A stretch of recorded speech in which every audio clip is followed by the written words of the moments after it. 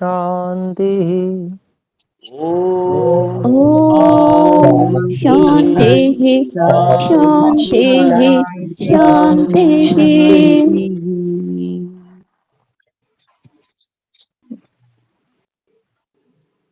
ओम योग दर्शन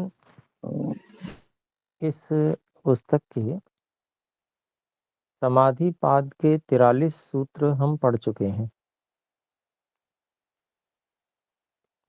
यहाँ तक कोई बात हम में से पूछना चाहे तो कह सकते हैं हस्तोत्थापन के द्वारा।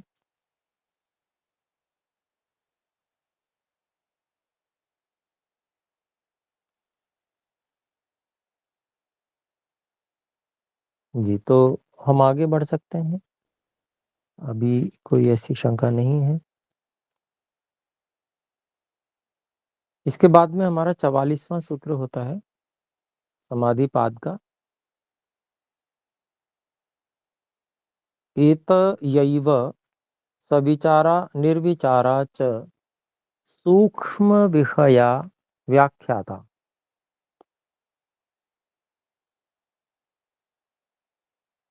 तो जिस प्रकार से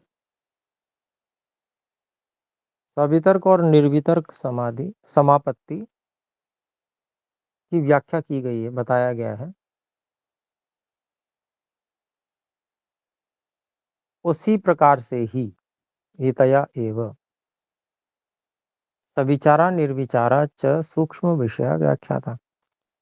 सविचार और निर्विचार ये दोनों समापत्तियां भी सूक्ष्म विषयों में व्याख्या कर दी गई हैं, ऐसा समझना चाहिए। अर्थात उसी के समान ये भी बात है, उसमें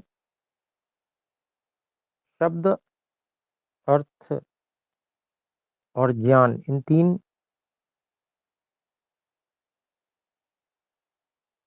का विभेद करके बताया गया था कि कहीं पर वो मिश्रित है और कहीं केवल अर्थ है। यहाँ सूक्ष्म विषयों में विचार और निर्विचार में क्या भेद है वो महर्षि व्यास जी भी यहाँ पर बताएंगे।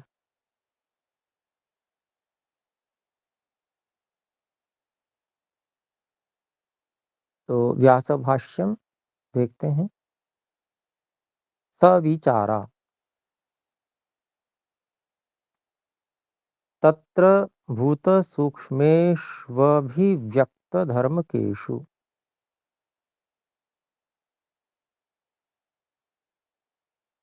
देश काल निमित्तानुभवावच्छिन्नेषु या समापत्तिः सा सविचारेत्युच्यते। सविचारा इसको पहले खोल रहे हैं महर्षि व्यास जी। तत्र इस विषय में, जो विषय समापत्ति का विषय चल रहा है,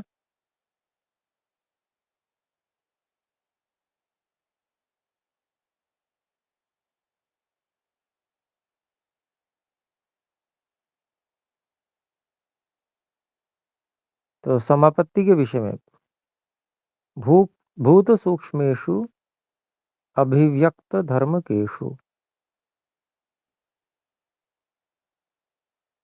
जो भूत सूक्ष्म है, सूक्ष्म भूत यानी कि तन्मात्राएं, जो कि जिनमें कि उनका धर्म मात्र अभिव्यक्त है।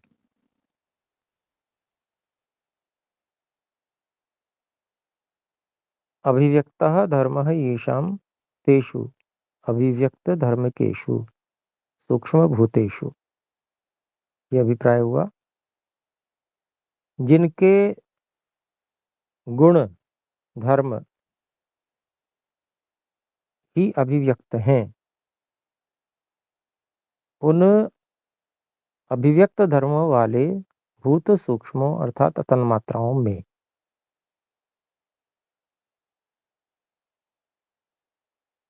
देश काल निमित्त अनुभवात अवच्छिन्नेषु, देश स्थान विशेष को कहेंगे, काल समय को और निमित्त साक्षात्कार का जो साधन है,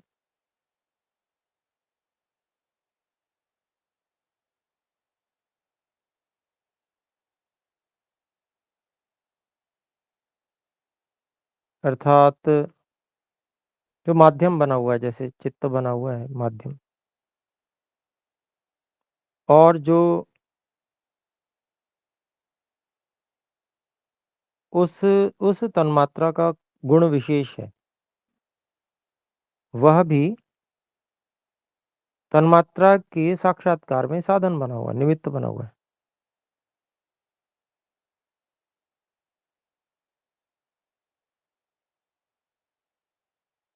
जैसे गंध तन्मात्रा का जो गुण है विशेष, गंध विशेष, दिव्य गंध,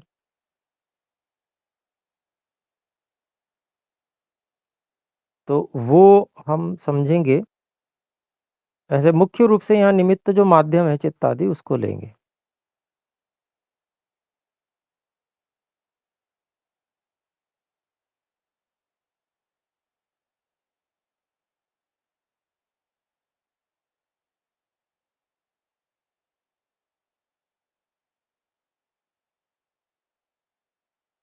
तो इन सब के अनुभव से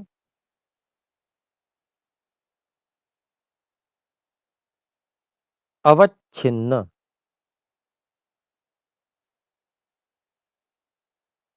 अवच्छिन्नेषु युक्तेषु, यानी कि जो देश काल और निमित्त इनके अनुभव से जो युक्त हैं, ऐसे भूत सूक्ष्मों में या समापत्ति ही, जो समापत्ति होती है, सा सविचारेत्युच्यते, वह सविचार समापत्ति होती है, ऐसा कहा जाता है।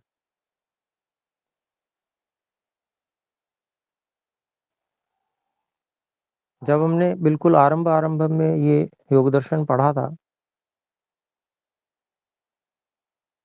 तो ये बात समझ में नहीं आती थी बिल्कुल भी कि भूत सूक्ष्मों में किस प्रकार से एकाग्रता की जा सकती है।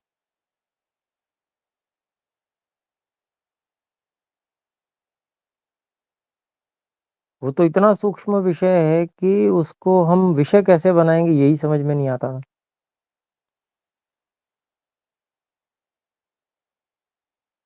तो लेकिन जैसे-जैसे और कई बार इसको पढ़ा, फिर कई बार पढ़ाया, और फिर बहुत सी बातें जो प्रायोगिक रूप से सीखने को मिली, उससे सबसे मिलकर जो एक सबसे अंत में निर्णय बना, वो यही है कि ईश्वर की जो सहायता निरंतर हमको प्राप्त हो रही है, ये सब व्यवस्था ईश्वर ही करते हैं हमारे संकल्प के अनुकूल। चित्त का उस सूक्ष्म वस्तु से सन्निकर्ष प्राण के माध्यम से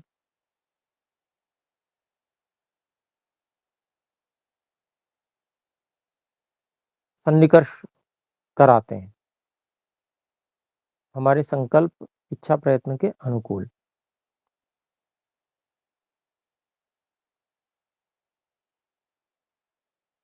तो उससे वहां पर देश काल और निमित्त तीनों के अनुभव से युक्त जो समापत्ति होती है, सा सविचारा इति उच्यते, उसको सविचार समापत्ति कहते हैं।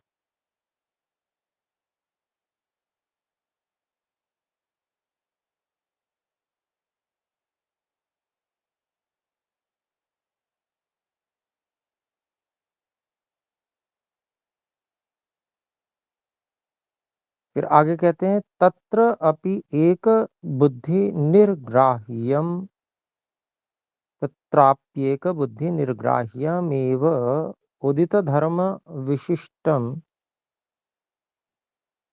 भूत सूक्ष्मालंबनी भूतम समाधि प्रज्ञायामुपतिष्ठते। तत्र अपि एक बुद्धि निर्ग्राह्यम एव उदित धर्म विशिष्टम भूत सूक्ष्मम आलंबनी भूतम समाधि प्रज्ञायाम उपतिष्ठते। तो जो ये सवितर्क समापत्ति है उसके बारे में कह रहे हैं।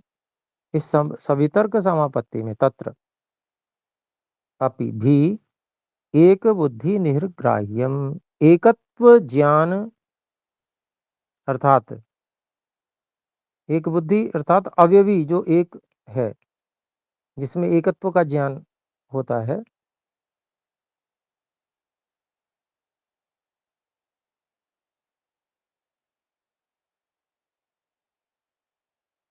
तो जो एकत्व बुद्धि है यानी कि अवयवी का ज्ञान के द्वारा गृहीत होने योग्य है, ऐसे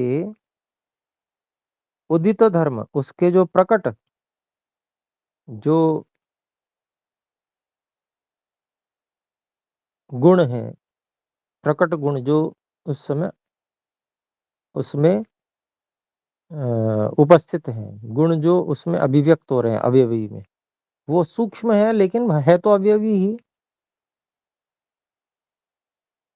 क्योंकि वहां भी अवयव है, अहंकार जो उसका कारण है उस रूप में। लेकिन वहां पर अहंकार में वो, क्योंकि वो कारण है, उसमें वो गुण प्रकट नहीं हो सकते जो गंध तन्मात्रा में होते हैं। गंध अर्थात दिव्य गंध जो है उसका एक ऐसा प्रकट धर्म है जो अवयवी को प्रकट कर रहा है, गंध तन्मात्रा रूपी अवयवी को। तो तत्र इस विषय में अर्थात सविचार समापत्ति के विषय में एक बुद्धि यानी कि एकत्व के ज्ञान अर्थात अवयवी के ज्ञान से जो अनुभव होने वाले अनुभव होने योग्य जो यह अवयवी है उसके उदित धर्म जो प्रकट हुए हुए धर्म हैं, गुण हैं, उससे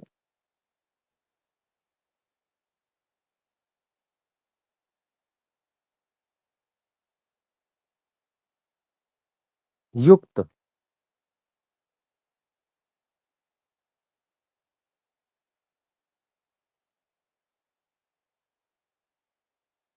भूत भूत सूक्ष्म आलंबनी भूत सूक्ष्मम आलंबनी भूतम।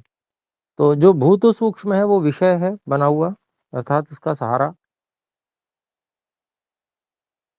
है। मतलब एकाग्रता किस विषय में है, उसका आलंब एकाग्रता का आलंबन क्या है, तो वो भूत सूक्ष्म ही अर्थात जो तन्मात्रा है वही उस एकाग्रता का सहारा बनी हुई है, उसी में चित्त लगा हुआ है। समाधि प्रज्ञायाम उपतिष्ठते। तो समाधि प्रज्ञा जो है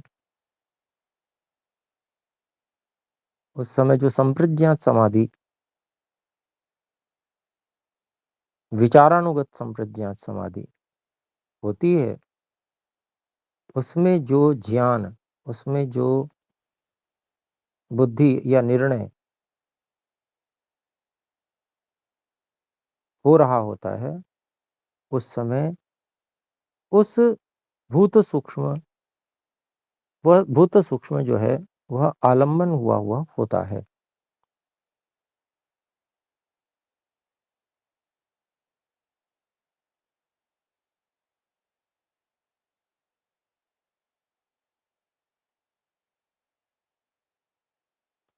वहां अंतःकरण पूरा कार्य कर रहा होता है।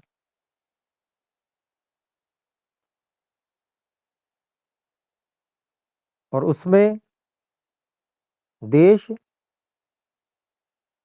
जो उस सूक्ष्म भूत का देश है, स्थान है, काल कौन सा क्षण है जिस क्षण में उस जो तन्मात्रा है उसके जो प्रकट गुण है उसका अनुभव हो रहा है। और निमित्त क्या है?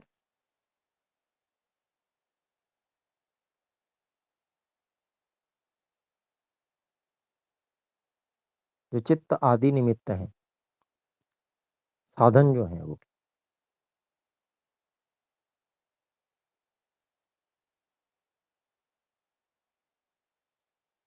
या जो जो गुण हैं जिनके माध्यम से उस वस्तु का, उस सूक्ष्म भूत का साक्षात्कार हो रहा है।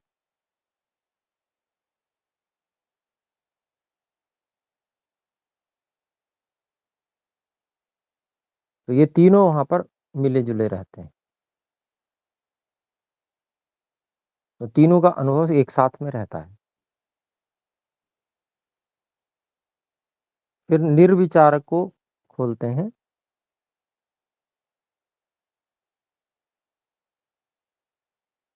या पुनः सर्वथा सर्वतः शांतोदिताव्यपदेश्य धर्मानवच्छिन्नेषु सर्वधर्मानुपातेषु सर्वधर्मात्मकेषु समापत्तिः सा निर्विचारेत्युच्यते।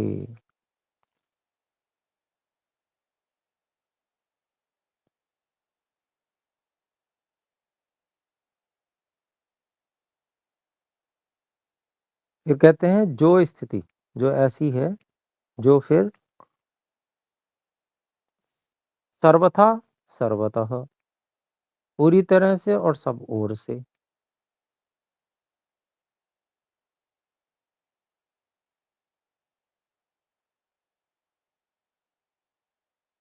शांत उदित अव्यपदेश्य। शांत यानी कि जो हो चुका है भूत। उदित जो इस समय चल रहा है वर्तमान।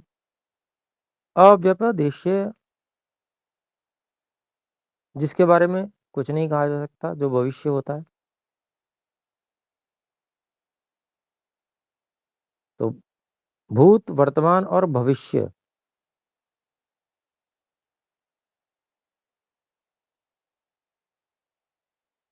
धर्मान,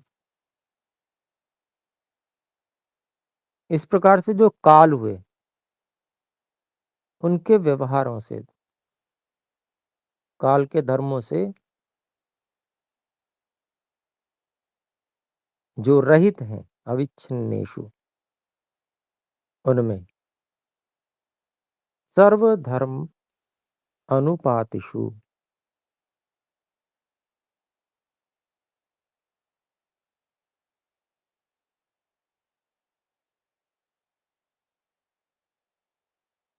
सभी जो अवस्थाएं हैं, धर्म पदार्थों की विभिन्न अवस्थाएं हैं, उनका जो आश्रय हुए हुए हैं,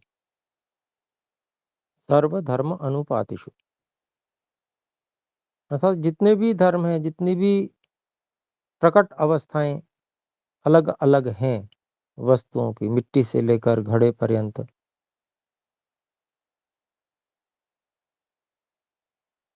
टीकरे पर्यंत कह लें,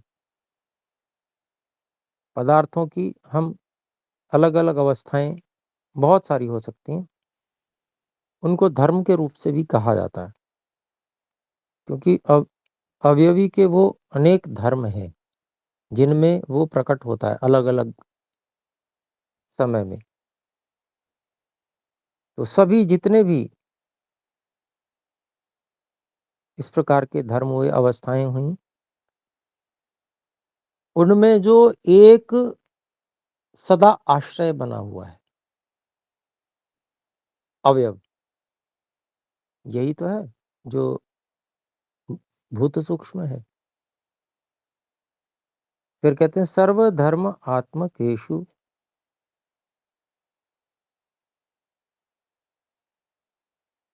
सभी धर्म अर्थात जो पदार्थों की अवस्थाएं हैं,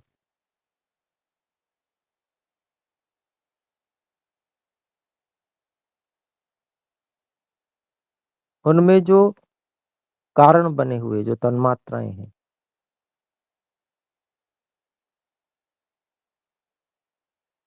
सर्व धर्म आत्मकेशु, यानी कि सभी धर्म अर्थात अवस्थाएं, जितनी भी अवस्थाएं हैं उनमें जो कारण बने हुए अर्थात तन्मात्राएं जो हैं, सभी अवस्थाओं की जो आत्मा, आत्मा यानी कि उसमें कारण बनी हुई अर्थात जो उसमें अनुगत कारण है, सूक्ष्म भूत है।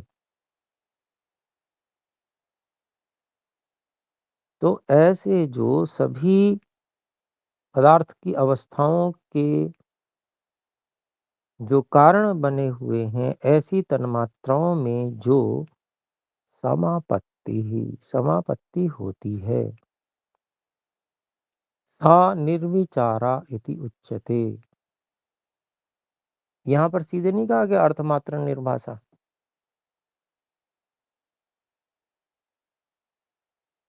यहाँ पहले देश काल और निमित्त के अनुभवों की बात की। ये सब मिले जुले रहते हैं वहां पर। सूक्ष्मभूत का भी अनुभव उसी के अंतर्गत हुआ, लेकिन कौन सा स्थान है, किस क्षण, वो क्षण कौन सा है, वर्तमान है, और अभी क्षण बीत गया था वो भूतकाल था। अब इसके बाद भी मुझे इसी भूत सूक्ष्म का अनुभव होगा, ऐसे काल अगले क्षण में भी यही मैं निरंतरता से कर रहा हूं, ये सारा अनुभव वहां पर रहता है। ऐसे ही निमित्त का भी अनुभव रहता है कि ये जो बल्कि यहाँ पर निमित्त उसी को लेंगे जो साधन है, उनको नहीं लेंगे जो चित्त आदि साधन, बल्कि जो भूत सूक्ष्म के प्रकट गुण हैं, जिन जो माध्यम बन रहे हैं भूत सूक्ष्मों के अनुभूति कराने में, उनको लेंगे। वो ज्यादा जो है उचित लग रहा है, क्योंकि ये तीनों जब वहां पर गुण तीनों प्रकार की अनुभूतियां साथ में रहती हैं तो वो सब विचार है स्थिति। लेकिन वहां पर केवल जो भूत सूक्ष्म है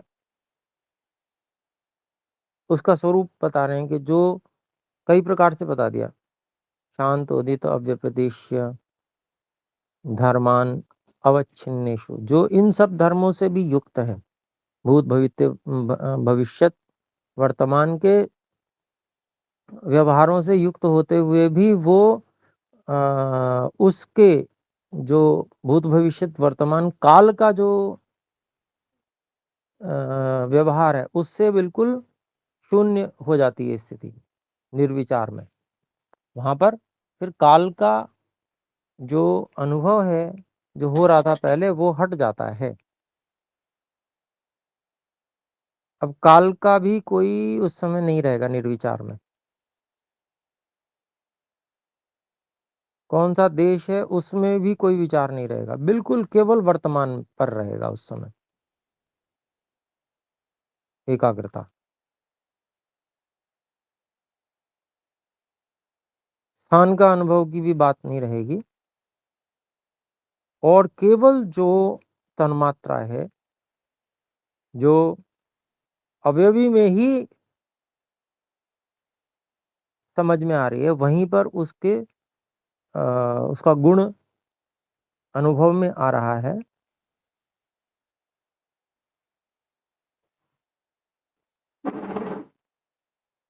और जो सभी धर्मों में कारणभूत भी है, धर्मों में मतलब सभी अवस्थाओं में, पदार्थ की सभी अवस्थाओं में जो कारण बने हुए हैं, ऐसी जो तन्मात्रा है उसमें सीधी केवल और केवल उसके ज्ञान वाली जो समापत्ति होती है, सा निर्विचारा इति उच्यते, वो निर्विचार समापत्ति कहलाती है। यानी कि देश काल निमित्त पहले तीन चीजें मिली हुई थी, अब केवल वह निमित्त मात्र रह गया। यानी कि जो कहेंगे कि केवल जो तन्मात्रा का गुण विशेष जो माध्यम बन रहा है तन्मात्रा के साक्षात्कार में केवल वो रह गया, ऐसा समझना चाहिए। फिर आगे कहते हैं एवं स्वरूपम ही तद्भूत सूक्ष्मम एतेन एव स्वरूपेण आलम्बनी भूतम एव समाधि प्रज्ञा स्वरूपम उपरंजयति।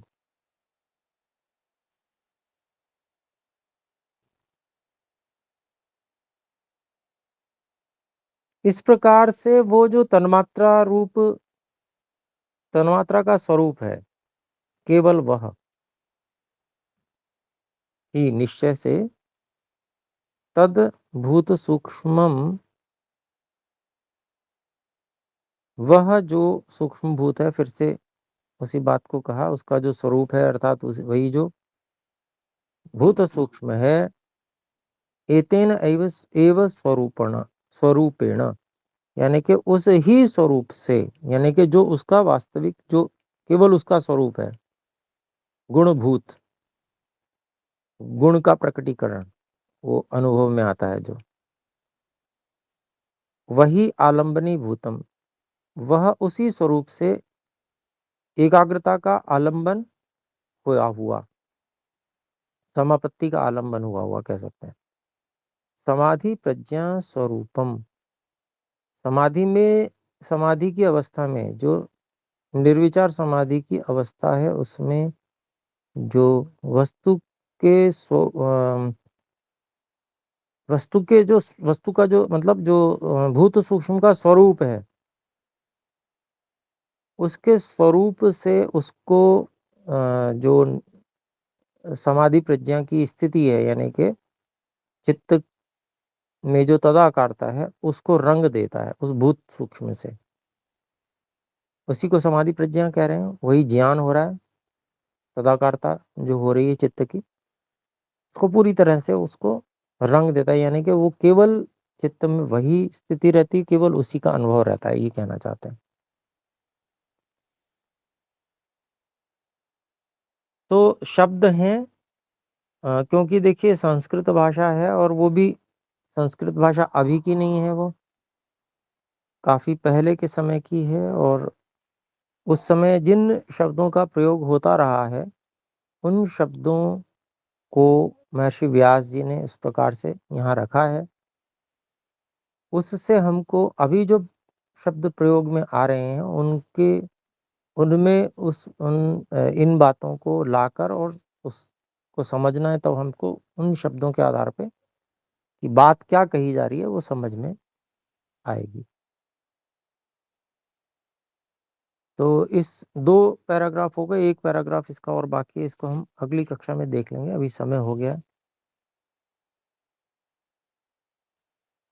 तो इस पे एक-एक शब्द को जैसे अपने को क्या हम अब उसका अभिप्राय ले रहे हैं, उसको हम देख कर, और फिर हम लोग तो लिख लेते थे पुस्तक में ही कि इस शब्द का क्या अभिप्राय बताया जा रहा है, फिर उसको समझने का प्रयास करते थे कि ये अर्थ किस प्रकार से इसके साथ में जोड़ा जा रहा है। तो क्योंकि ये अनेक बार पढ़ा लिया है, तो उसमें आगे जो अगला पाद आएगा, तृतीय पाद आएगा, वहाँ धर्म, लक्षण, अवस्था, परिणाम किसी भी वस्तु के विषय में बताए गए हैं। तो यहाँ धर्म शब्द उन्हीं ही जो अवस्था आदि परिणाम है, उन्हीं से संबंधित है। तो वो चीज समझ में आ गई।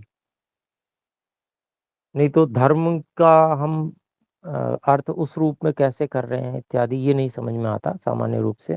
तो क्या होता है, प्रारंभ में क्या है, एक बार हम कि भाई किस शब्द का क्या अर्थ बताया गया है, उसको यूं कहते हैं समझ लें, एक बार को मान के चलें। फिर क्योंकि शास्त्र आगे भी है, और वो पूरा पूर्वा पर जब समझ बन जाती है, तो अर्थ ठीक-ठीक समझ में आते हैं। जो अर्थ हैं वो केवल व्याकरण शास्त्र के अनुसार नहीं होते हैं, परंपरा के अनुसार भी होते हैं, और परंपरा सबसे प्रधान होती है अर्थ करने में। अर्थात किस शब्द का परंपरा से क्या अभिप्राय लिया जाता है, यद्यपि व्याकरण शास्त्र में भी परंपरा का ही ध्यान रखा जाता है। महर्षि पाणिनि जी परंपरा का ही विशेष ध्यान रखते हैं और उसी को वो एक जिसको कहते हैं सूत्रों में उन्होंने पिरोया है। तो भी समय विशेष पे किस प्रकार से अर्थ किया गया था और उन अर्थों को पूरे शास्त्र में आगे पीछे देखकर और समझा जाता है। तो आइए एक बार ओम का उच्चारण करके विराम करते हैं।